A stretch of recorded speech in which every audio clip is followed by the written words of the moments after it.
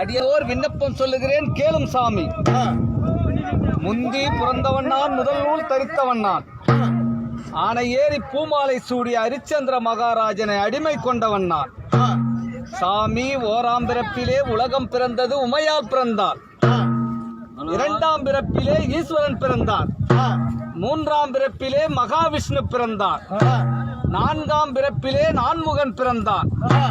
ஐந்தாம் பிறப்பிலே தேவர்கள் பிறந்தார்கள்.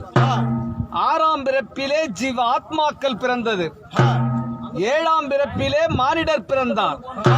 அப்பொழுது இந்த பரந்த உலகத்திலே ஓடக்கூடிய ஜீவனோ 9,000 கோடி, நடக்கக்கூடிய ஜீவனோ 40,000 கோடி, பறக்கக்கூடிய ஜீவனோ 10,000 கோடி.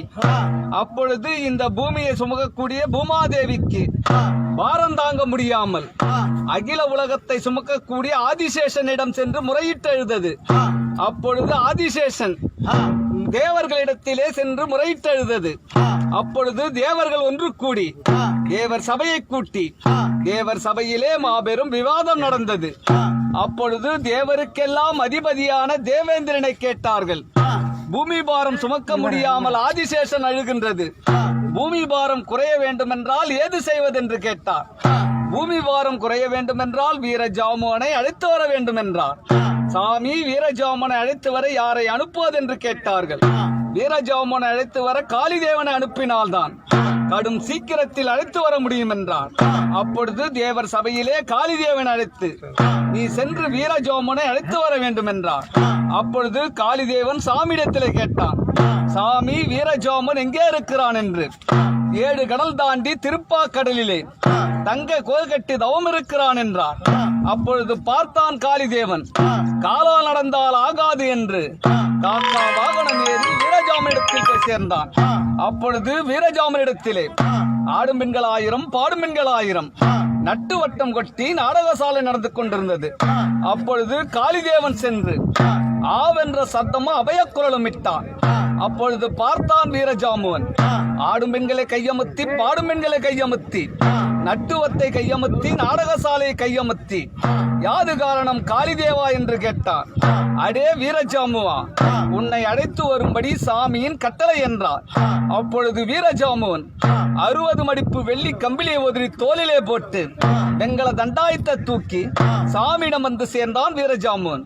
அப்பொழுது வீரஜாமுவன் சாமியிடத்திலே முன்கை கட்டி பின் கை கட்டி மூவலம் வந்து சாமி அடிய நடத்த காரணம் யாதென்று கேட்டான்.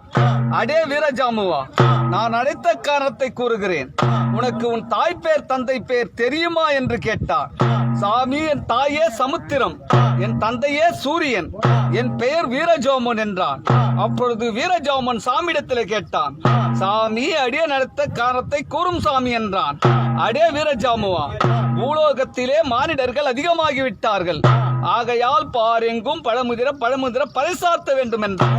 சாமி, பறைக்கு தோலில்லை என்றான் வீரஜாமுவன். அடே வீரஜாமுவா, பறைக்கு தோலில்லை என்றால் ஊருக்கு மேற்கே கள்ளிக்காடு, கள்ளிக்காட்டிலே ஒரு கன்னிப்புத்து, அந்த கன்னிப்புத்துக்குள் ஒரு கருநாகம், அந்த கருநாகத்தை பிடித்து அந்த தோலை உரித்து மூடுடாப்பறை என்னார். சாமி, கருநாகத்தை பிடித்து தோலை உரித்து பறை மூடினால் அத்த நட்சத்திரங்கள் இத்து விடும் என்றான். அப்படியானால் ஊருக்கு வடக்கே கருவேலங்காடு, கருவேலங்காட்டில் ஒரு கரும்பட்சி, கரும்பட்சி வழித்தில் தோன்றியது ஒரு காராம்பசு, அந்த காராம்பசுவை பிடித்து கண்ணை கட்டி கழுத்தறுத்து கணுங்கால் தோல் எடுத்து மூடுடாப்பறை என்னார். சாமி, காராம்பசுடைய கணுங்கால் தோலானது முடமும் இல்லை ஜானும் இல்லை, முன்னுக்கும் எட்டாது பின்னுக்கும் எட்டாது சாமி என்றார். அப்படியானால் முதுகு தோல் அறுத்து 32 வார் பிடித்து மூடுடாப்பறை என்னார். அப்படியே செய்துவிட்டேன் சாமி என்றான். அப்பொழுது வீரஜாமுவன் சாமியிடத்தில் கேட்டான், சாமி, காராம்பசுடைய கோமியத்தை ஏது செய்வன் என்று கேட்டான். காராம்பசுடைய கோமியத்தை தீட்டுப்பட்ட வீட்டிலே தெளித்தால் அசுத்தம் அப்பொழுதே நீங்கிவிடும் என்றார். சாமி, காராம்பசுடைய சாணத்தை ஏது செய்வன் என்று கேட்டான்.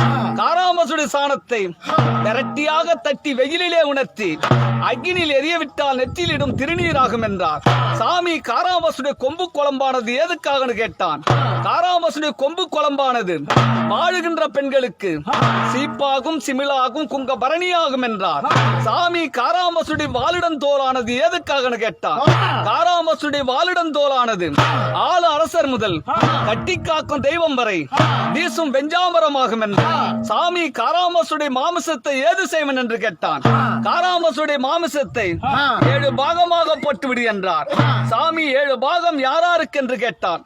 உமாதேவி கொன்னு, ஆகாயவாணி கொன்னு, இந்திரனுக்கு கொன்னு, சந்திரனுக்கு கொன்னு, காளிதேவனுக்கு கொன்னு, காத்தவராயனுக்கு கொன்னு, எனக்கு ஒரு பாகம் என்றார்.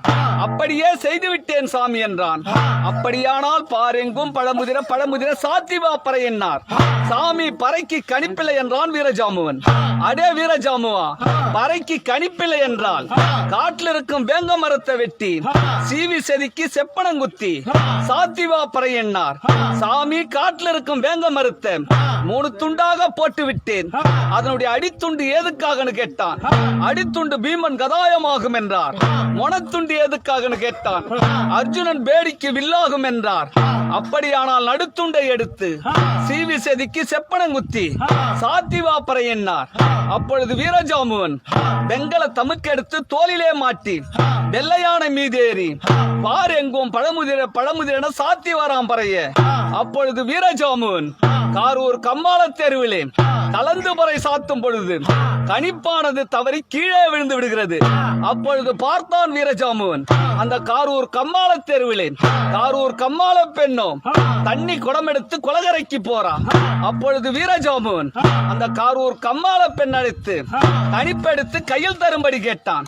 அப்பொழுது அந்த காரூர் கம்மாள பெண்ணோ கணிப்பை வலது காலால் எடுத்து இடது கையால் கொடுத்தாள்.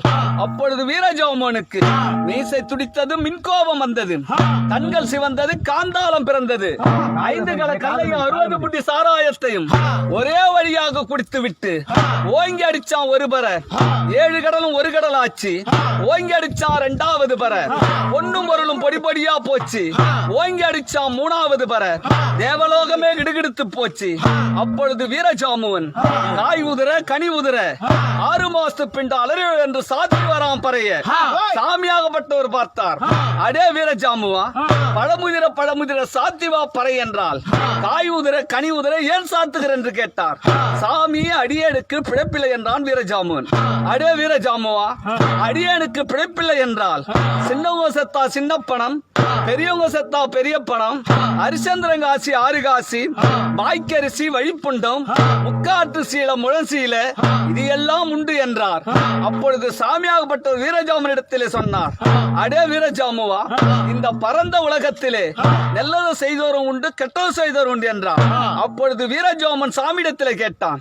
சாமி, இந்த பரந்த உலகத்திலே கெட்டது செய்தவர் யார் சாமி என்று கேட்டான். அடே வீரஜாமுவா, கெட்டதை செய்தவரை சொல்லி வர கேளும் என்றார். தாய் அடிச்சவனும் தன்பரப்பு நந்தவனும், பிச்சைக்கு வந்தவர பின்னவர சொன்னவனும், கடினா கட்டி வளர்த்தவனும், கணுகட்டிக்கு பாலிடாதவனும், அண்ணன் தம்பிய துரோகம் பண்ணவனும், ஊழிய குறைச்சவனும், குறமரக்கால் இட்டவனும், அங்காடி கூடிய அதிரவள கேட்டவனும், பங்குல பங்கு பதிரி எடுத்தவனும், இந்த பரந்த உலகத்திலே அது ஆணாக இருந்தாலும் பெண்ணாக இருந்தாலும் தந்தாரம் இருக்க பிரதார மேல் ஆசைப்பட்டவரும், இன்னவரெல்லாம் பூலோகத்திலே கெட்டது செய்தவர் என்றார். சாமி, இன்னவனுக்கெல்லாம் தேவலோகத்திலே ஏது கட்டளை என்று கேட்டான். அடே வீரஜாமுவா, இன்னவனுக்கெல்லாம் தேவலோகத்திலே அட்டக்குழி, அரணக்குழி, பாம்புக்குழி, பள்ளிக்குழி என்று சொல்லக்கூடிய பலவிதமான தண்டனைகள் கொடுத்து 7ஆம் நரகத்துக்கு கீழான நரகம் தள்ளக்கடவது என்றார். அப்பொழுது வீரஜாமுவன் சாமியிடத்திலே கேட்டான். சாமி, இந்த பரந்த உலகத்திலே நல்லது செய்தவர் யார் சாமி என்று கேட்டான். அடே வீரஜாமுவா, இந்த பரந்த உலகத்திலே நல்லது செய்தவரை சொல்லி வர கேளும் என்றார். கோயிலை கட்டியவரும், குளத்தை வெட்டியவரும், அன்னதானம், வசனதானம், கோதானம், மேதானம் என்று சொல்லக்கூடிய சில தானங்கள் வழங்கியவரும், இன்னவரெல்லாம் இந்த பூலோகத்திலே நல்லது செய்தவர் என்றார். சாமி, இன்னவனுக்கெல்லாம் தேவலோகத்திலே ஏது கட்டளை என்று கேட்டான். இன்னவருக்கெல்லாம் தேவலோகத்திலே ஆடுமென்கள் 1000, பாடுமென்கள் 1000, நட்டுவட்டம் கொட்டி நாடகசாலை உண்டு என்றார். அப்பொழுது தோற்றி வந்தா இழவு சொல்ல, கோட்டிசி வந்தா செலவு செய்ய, காலியே கதுவத்தரு, ஹரிச்சந்திரா வழிவிடு, திரும்பி அனுப்பா சுடு.